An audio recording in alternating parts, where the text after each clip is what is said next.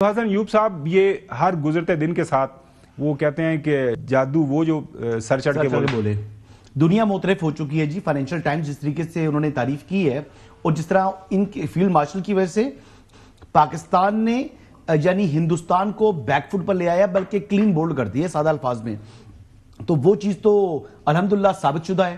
اور آج بھی گودی میڈیا کو اگر آپ دیکھیں تو ان کو عاصم منیر فوبیا ہو چکا ہے۔ وہ کبھی بات کیا کرتے ہیں، ان کی صبح جو بلٹن دیکھیں، دوپہر کی دیکھیں، شام کی بلٹن دیکھیں تو عاصم منیر ہو رہے ہیں۔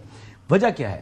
وجہ یہ ہے کہ ہی از اے برنگر آف پرائڈ فار پاکستان۔ انہوں نے پاکستان کا جو دنیا میں وقار بلند کیا ہے، نہ صرف یہ بلکہ اب تو بین الاقوامی طاقتیں بھی ان کی یعنی جو قائدانہ صلاحیت ہے اس کی موترف ہو چکی ہیں۔ اور فائنینشل ٹائمز کو دیکھ لیں، ابھی آپ یہ دیکھ لیں واشنگٹن ٹائمز کی پیچھے جو آرٹیکل آیا تھا وہ کیا کہہ رہا تھا؟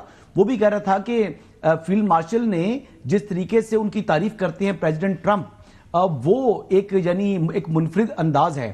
اور آج بھی میں صبح سن رہا تھا کہ ہر کوئی کچھ عرصے کے بعد پریزیڈنٹ ٹرمپ جو ہے وہ ان کی تعریف کر رہے ہوتے ہیں۔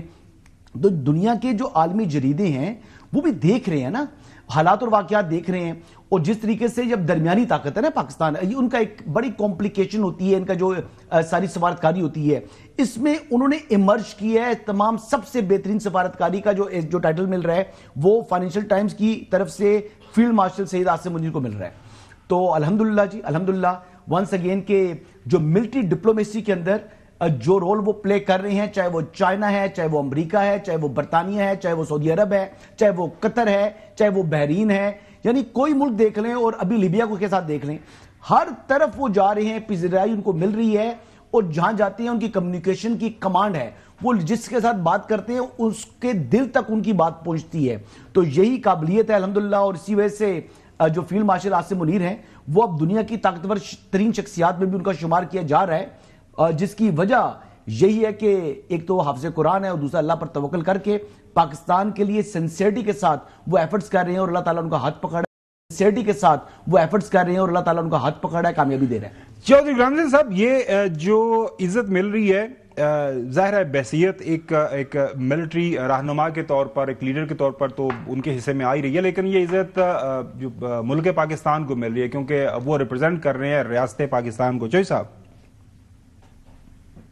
پاکستان کی عزت سب کی عزت ہے، اور ظاہر ہے ہندوستان کو جو شکست ہوئی ہے کوئی چھوٹا واقعہ تو نہیں ہے، مذاق تو نہیں ہے۔ اتنے بڑے ملک کو، اتنے سائز کے ملک کو، اور بغیر پرووکیشن کے انہوں نے جس طرح ہمارے اوپر حملے کیے اور جس کا ان کو جواب دیا گیا، اور پھر انہوں نے خود ہی گھٹنے ٹیک دیے اور صبح 10:30 بجے کہہ دیا جی اب ہم جنگ بند کرنا چاہتے ہیں، بشرطے کہ پاکستان بھی کر دے۔ تو اس لیے میں سمجھتا ہوں کہ it is an honour for Pakistan. اس میں